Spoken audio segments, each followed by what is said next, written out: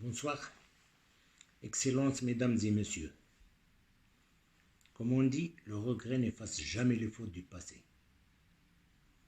On vit dans un monde là où il faut intervenir avant qu'il soit trop tard.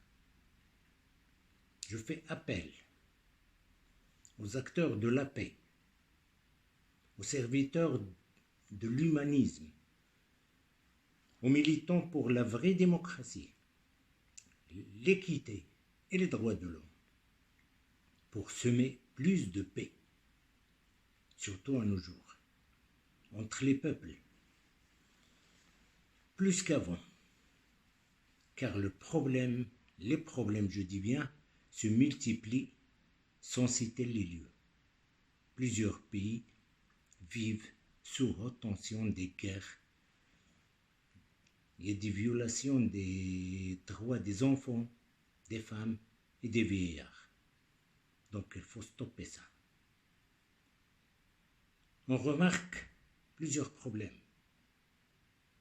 Dans le problème de la distribution inégale des richesses et des pouvoirs, ce qui entraîne la famine, les maladies, la pauvreté et la misère.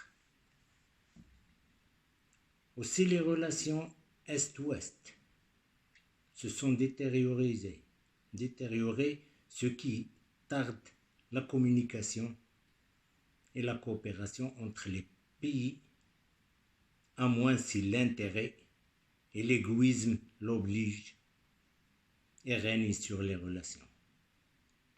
Donc c'est ce qui entraîne les menaces, les conflits, les guerres et l'instabilité en fin de compte. Aussi la divergence des relations internationales qui se basent sur l'intérêt, la force, l'embargo, la guerre, ce qui touche directement la vie des individus, et les premières victimes sont bien souvent les populations civiles. Donc en tant qu'ambassadeur de l'Organisation internationale des droits de l'homme au Maroc, son président dans les pays du Maghreb arabe uni,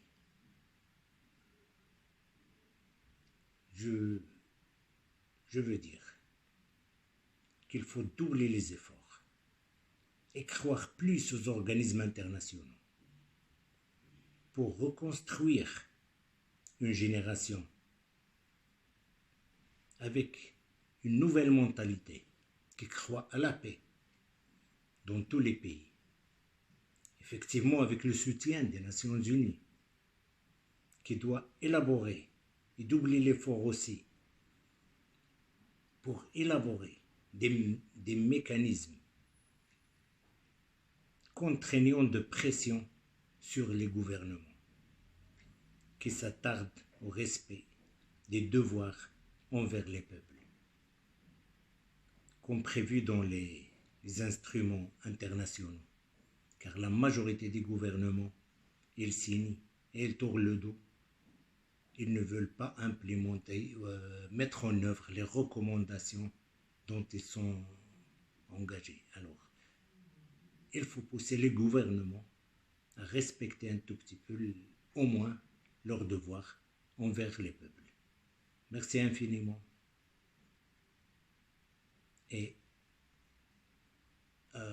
pour finir, je présente mes condoléances à toutes les familles des victimes dans le monde entier. Merci infiniment.